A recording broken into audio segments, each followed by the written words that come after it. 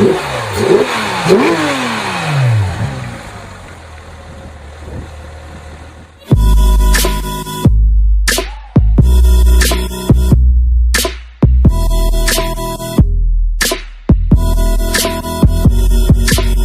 back to the AAA MF YouTube channel. Today we're in my 997 GT3 RS 4 litre. Why has this car become collectible?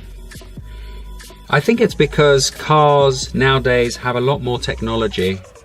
If you take, for example, the LaFerrari, the Porsche 918, even my McLaren, most of the cars now have either turbo technology or hybrid technology, and most of them are not even making manual gearboxes anymore. The demand for the manual gearbox can be seen with the release of the Porsche 911R, recently announced at Geneva, and it shows that there's car enthusiasts out there that really want analog cars, manual gearbox, naturally aspirated engines, because there's something about that that really connects you to the driving experience. That's not to say the newer cars aren't great, they're just different and offer a different driving experience. But with the prices going up so high of all of these naturally aspirated cars, I thought it'd be interesting to see how the last manual GT3, which is what most people think the best 911 they made, compares to the best supercar Porsche ever made with a manual gearbox, the Carrera GT.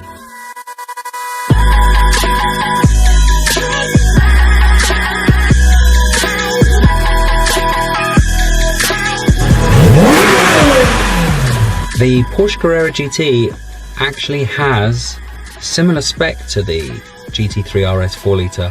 0 to 60 times are around the same, 3.8 seconds.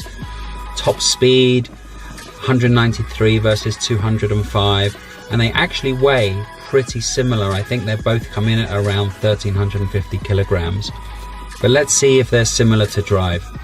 As the weather is not raining today, I think we'll take the roof off, because that's obviously one advantage over the GT3. We can take the roof off. So let's do that to start. So this is pretty light, carbon fiber, and the roof is off. Look at that beauty.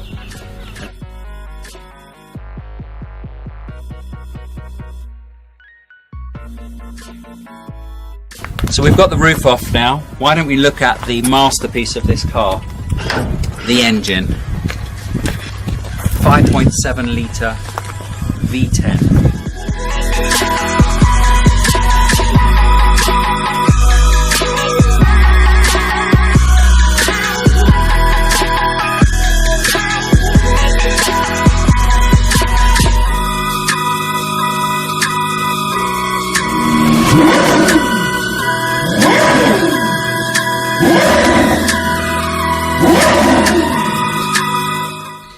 Despite being over 10 years old, the Carrera GT actually has quite a lot of modern technology.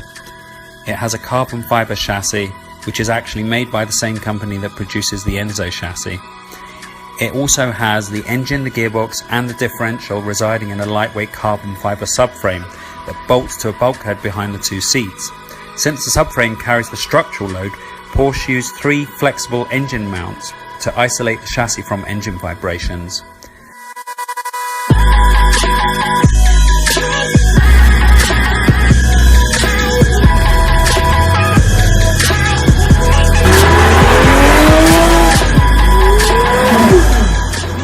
The Carrera GT really felt very special to drive and just to sit in.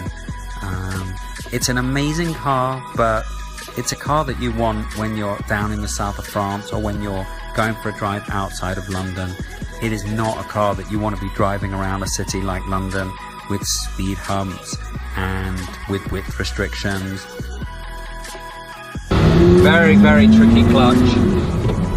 Come to a standstill because you don't want to play with the clutch. So you end up driving in second gear a lot when you're coming up to junctions. Having the roof off is absolutely gorgeous. Big difference to the GT3. What a lovely place to be.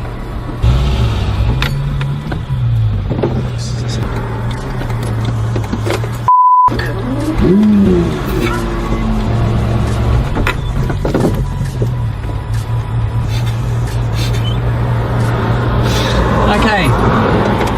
not so easy. You can get it again.